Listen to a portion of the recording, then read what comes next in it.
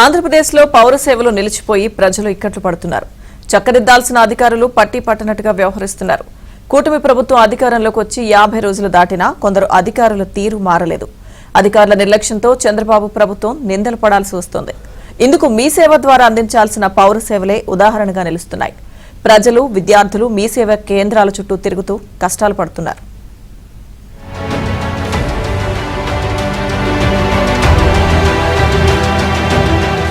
ఒకప్పుడు ఏదైనా పని కావాలంటే ఎంఆర్ఓ కార్యాలయాల చుట్టూ ప్రజలు కాళ్లరిగేలా తిరిగేవారు. కానీ వీటికి తెరదించుతూ చంద్రబాబు అప్పట్లో మీ సేవా కేంద్రాలను తీసుకొచ్చారు.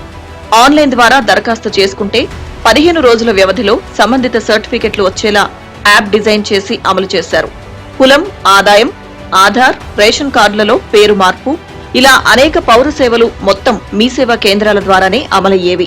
ప్రజలు కూడా రోజుల తరబడి వేచి ఉండకుండా అన్ని ఆధారాలు సమర్పించి సకాలంలో సర్టిఫికెట్లు పొందేవారు. అయితే గత వైసీపీ ప్రభుత్వం మీ సేవా కేంద్రాలను దెబ్బతీసేలా వ్యవహరించింది. గ్రామ, వార్డు సచివాలయాల ద్వారా సర్టిఫికెట్లు ఇస్తారని ప్రకటించింది. మీ సేవల ద్వారా ఉపయోగించే సర్వర్ను నిలిపివేసింది. జగన్ ప్రభుత్వం నిర్ణయంతో మీ సేవా కేంద్రాలను ఏర్పాటు చేసుకున్న లక్షలాది మంది యువతకు ఉపాధి కూడా లేకుండా పోయింది. వీటితో పాటు రిజిస్ట్రేషన్ కార్యాలయాలకు సంబంధించిన సేవలు కూడా ఆపివేయడంతో ప్రజలు అనేక ఇబ్బందులు పడ్డారు. ఎన్ని విజ్ఞప్తులు చేసినా, ఎన్నిసార్లు మొరపెట్టుకున్నా కనీస స్పందన లేకుండా పోయింది. ఇప్పుడు కూటమి ప్రభుత్వం అధికారంలోకి వచ్చిన తరువాత మీ సేవా కేంద్రాల ద్వారా సేవలు మరింత సరళతరం చేస్తారని అందరూ భావించారు.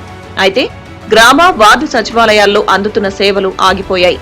ఇదే సమయంలో మీ సేవా కేంద్రాల్లో పునరుద్ధరణ కావాల్సి ఉన్నా అది జరగలేదు. దీంతో ప్రజలు తీవ్ర ఇబ్బందులు పడుతున్నారు. ఇప్పుడు విద్యా సంవత్సరం కూడా ప్రారంభం కావడంతో విద్యార్థులు పలు సర్టిఫికెట్ల కోసం కాళ్లరిగేలా తిరుగుతున్నారు. ఎటు వెళ్లాలో తెలియక సచివాలయాలు, మీ సేవా కేంద్రాల చుట్టూ తిరుగుతున్నారు. ఇప్పుడు సచివాలయాలకు వెళ్తే పని జరగడం లేదు. వాళ్ళేమో ఇంకా మా దగ్గర మ్యాటర్ లేదు అని వాళ్ళు తిప్పుతున్నారండి. ఇక్కడ మీ సేవ వాళ్ళకి ఇస్తుంటే మీ సేవ వాళ్ళు కూడాను మాకు ఇవ్వలేదు అని చెప్పి వాళ్ళు అంటున్నారండి. మాకు మరి పిల్లల కోసం అప్లికేషన్లు అవి పెట్టుకోవడానికి ఇన్కమ్, క్యాస్ట్ వాటి కోసం చాలా ఇబ్బందులు పడుతున్నామండి. కనుక మీ సేవలకు ఇచ్చినట్లయితే మాకు ఈ అప్లికేషన్లు తొందరగా అవుతాయి. తద్వారా కాలేజీల్లో కూడా చదివించుకోవడానికి ఇబ్బందులు లేకుండా ఉంటుందని నేను కోరుకుంటున్నాను. మరోవైపు రిజిస్ట్రేషన్ కార్యాలయాలకు సంబంధించిన సేవలు కూడా మీ సేవా కేంద్రాల్లో రానివ్వకుండా సర్వర్ నిలిపివేశారు. గతంలో ఒక స్థలానికి సంబంధించి ఏవైనా సమాచారం కావాలంటే ఆ సర్వే నెంబర్ కొట్టి నకళ్లు తీసుకునేవారు. అదేవిధంగా ఎవరి పేరుతో ఉండేది, ఎంతమంది చేతులు మారిందనేది కూడా తెలుసుకునే వీలుండేది. వైసీపీ ప్రభుత్వంలో ఇటువంటి సేవలు కూడా నిలిపివేసి ఆ స్థలం, ఇల్లు సమాచారం బయటకు రానివ్వకుండా ఆపేశారు. తద్వారా అనేక ప్రాంతాల్లో భూ కబ్జాలు చేసి వచ్చిన కాడికి అమ్మేసుకున్న ఘటనలు ఎన్నో ఉన్నాయి. చలానా విషయంలో కూడా ఆన్లైన్లో ఓ ధర చూపుతుంటే రిజిస్ట్రేషన్ కార్యాలయంలో మరో ధర చూపుతుంది. దీంతో ప్రజలు ఏది నమ్మాలో, ఎంత చెల్లించాలో కూడా తెలియకుండా అయోమయంలో పడుతున్నారు.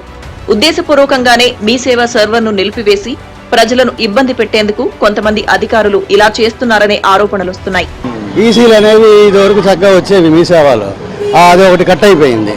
రాకపోవడం వల్ల ఇవాళ చేయించుకుందాం అన్న రిజిస్ట్రేషను మళ్ళీ సంబంధిత రిజిస్టర్ ఆఫీస్ దగ్గరికి వెళ్లాల్సి వస్తుంది.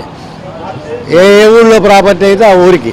ఇది ఎనీవేర్ ఇది ఉంది కాబట్టి, ఆప్షన్ ఉంది కాబట్టి ఇబ్బందులన్నీ సరే బాగుంది, అంతా బాగుంది అనుకున్న టైంలో ఈసీ లేకపోతే రిజిస్టర్ గారు చేయరు. మరి ఆయన వెరిఫై చేసుకోవాలిగా. తర్వాత వచ్చి వాల్యుయేషన్ సర్టిఫికెట్ నెట్లో ఒక వాల్యుయేషన్ చూపిస్తుంది, ఆఫీస్కి వెళ్తే ఇంకో వాల్యుయేషన్ ఉంటుంది. అది కాస్త 100-200 గజాలంటే 30 లక్షలు తేడా వస్తుంది.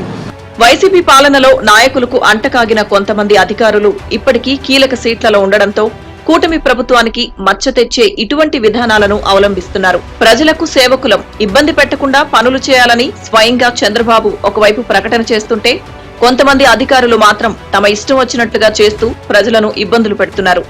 అన్ని రకాల పౌర సేవలు మీ సేవా కేంద్రాల ద్వారా వచ్చేలా చేస్తే ప్రజలకు మంచి జరుగుతుందనే అభిప్రాయాలు వ్యక్తమవుతున్నాయి.